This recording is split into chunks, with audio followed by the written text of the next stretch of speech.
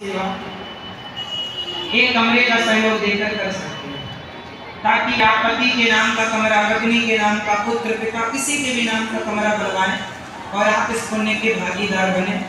आपकी छांव में ये मां रहेंगी। आप एक कमरा नहीं तो एक कमरे की छत डलवा दीजिएगा यदि आप इस लायक हैं तो, ताकि आपकी छांव में ये माताएं कम से कम रहेंगी, आपको आशीर्वाद दुआएं मिलेगा। और यहाँ आप एक माँ को गोद ले सकते हैं। यहाँ हमारी माएँ बहुत जरूरतमंद आती हैं। आज हम आपका परिचय एक माँ से कराएंगे, एक ऐसी माँ जिसने अपने बच्चे की उंगली पकड़कर चलना सिखाया। जिस माँ ने बच्चे को, जब बच्चा बोला ना पहली बार, तो बच्चा पहली बार बोला तो उसकी पहली आवाज सुन के सबसे ज्यादा प्रसन्नता किसी को हुई थी तो वो थी माँ। जिस माँ ने अपने बच्चे की पहली आवाज सुनकर प्रसन्न हुई, आज उन्हीं बच्चों ने अपनी माँ से बात करना छोड़ दिया। आज उन्हीं बच्चों ने अपनी माँ से मुंह फेर लिया है।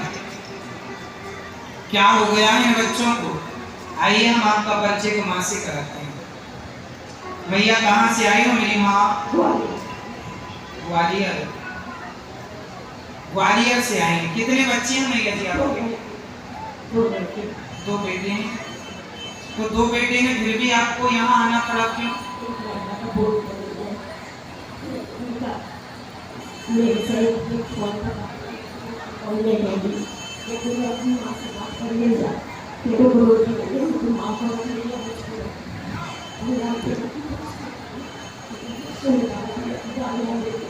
गालियाँ किसने दी आपको?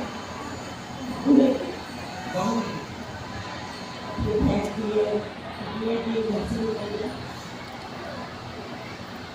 बहू ने गालियाँ दी तो बेटे ने रोका नहीं?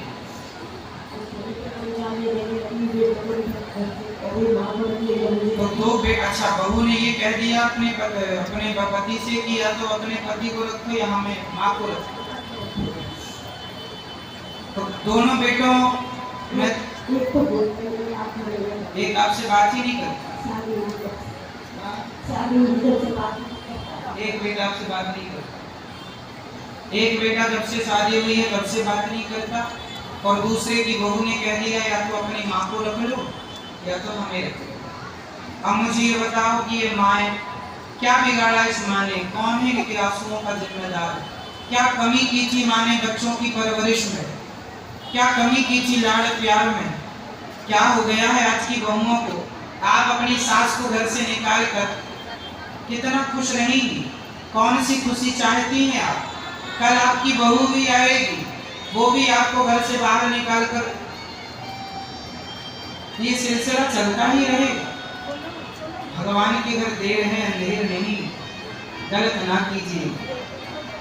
जो बच्चे अपनी माँ को जीते जी सताते हैं, रुलाते हैं, अरे छोटी मोटी कहाँ सुनी तो सबके घर में हो जाती है।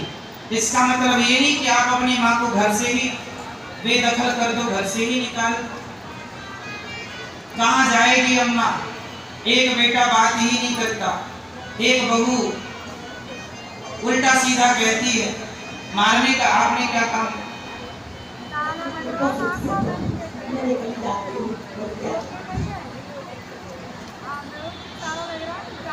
कितना कष्ट देते हैं आजकल के अपने ही बच्चे, अपनी ही माँ।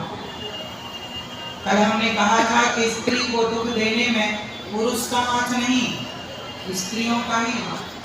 अब आप देख लीजिए, माँ है, इनको दुख किसने दिया? बेटे का भी हिस्सा है इनके दुख में। बेटे ने क्यों नहीं डांटा अपनी पत्नी को, लेकिन पत्नी ने शर्त रख दी कि या माँ को रख लो या हमें रख लो। तो आखिर एक नारी ही तो एक नारी को एक्सेप्ट नहीं कर रही है। एक नारी ही तो एक नारी को स्वीकार नहीं। यदि हर नारी को स्वीकार कर ले, हर बहू सास को स्वीकार कर ले और हर सास बहू को स्वीकार कर ले, तो झगड़ा ही खत्म हो जाए। परंतु इन माओं को बुढ़ापे में बच्चे अब किसी काम की तो रही नहीं माँ, कोई पैसे तो कमाती नहीं है माँ।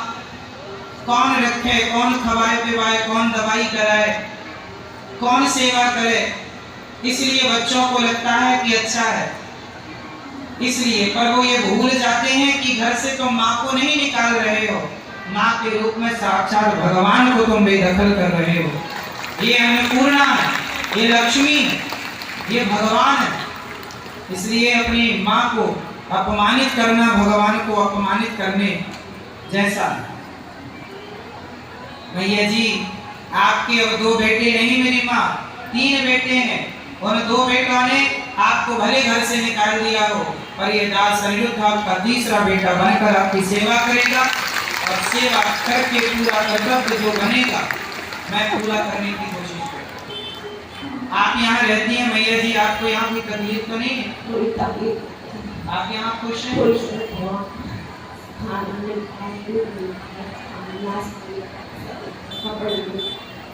यहाँ इन माओ को कोई तकलीफ ना हो ऐसी कोशिश के दास अनिरुद्ध करता है माओ को रहने की, खाने की। हमारी माओ को भोजन के लिए कहीं जाना नहीं पड़ता, इनके पास ही भोजन पहुंच जाता है। समय से चाय पहुंच जाती है, समय से दूध पहुंच जाता है, समय से इनके पास ही पहुंचता है। ये व्यवस्था है यहाँ की। बस जो हमसे बनता है करते हैं। हम तो ये सोचकर करते हैं कि सेवा ही सबसे बड़ा पुण्य है। रहेगा कोई नहीं इस धरती पे, या पाप करके मर जाओ या पुण्य करके मर जाओ, मरना दोनों भी पड़ेगा। तो आओ अच्छा काम करके मरते हैं, क्यों जी? इसलिए कोशिश कीजिए कि पाप ना हो।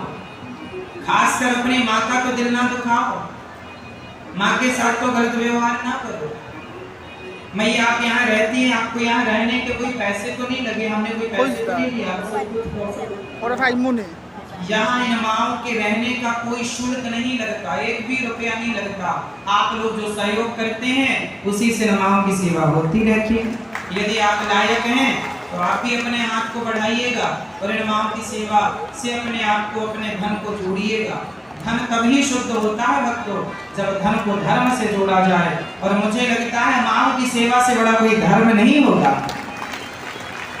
ये माँ यहाँ रहती हैं, दास अनिरुद्ध हम खुद सेवा करते हैं।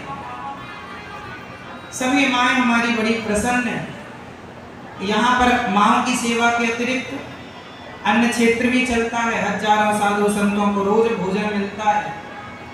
आप भी एक दिन की अन्य क्षेत्र अपनी ओर से बंटवाएं। आप भी एक दिन की सेवा, साधु सेवा अपनी ओर से करें। बच्चों का जन्मदिन आए, शादी की सालगिरह आए, तो आप भी एक दिन का अन्य क्षेत्र अपनी ओर से बंटवाएं, ताकि आपको भी इस अन्नदान का पुण्य प्राप्त हो सके। और ये भोजन जब अन्नदान आप करते हैं, इसी से आपके घर में बच्चों की आयु बढ़ती है, यश कीर्ति बढ़ती है। कहते हैं दुआएं ही दवा से बढ़कर होती हैं।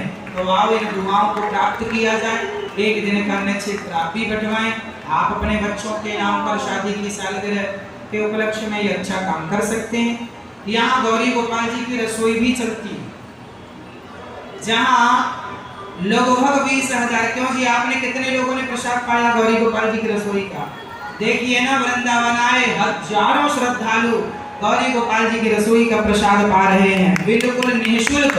पूरे भारत में, पूरे विश्व में 5वें नंबर की सबसे बड़ी रसोई है। ऐसा प्रसाद आप लोग ही कहते हैं कि कहीं नहीं मिलता। ऐसा हम नहीं कहते, आप लोग खुद अपने मुंह से कहते। तो आप लोग ये प्रसाद पाते हैं, और प्रसाद अच्छा था कि नहीं आता? आया ना? सबको मिलता है, कोई भी आए। अभी तो सवेरे 8 बजे से रात्रि के, कल तो 11 बज गए थे, और आज तो 12-1 बजे तक प्रसाद चलेगा। सुबह 8 से लेकर पूरा उत्सव आखिरी 12 बजे 1 बजे तक प्रसाद आज चलेगा। बीच में जो 2 घंटे के लिए साफ सफाई के लिए रसोई बंद होती थी, वो अभी इस उत्सव में वो भी बंद नहीं हो रही है, क्योंकि भक्तों का तांता लगा ही है। एक के बाद एक हजारों, लगभग अभी इस त्योहार में तो लगभग 30,000 लोग प्रसाद पा रहे हैं रोज।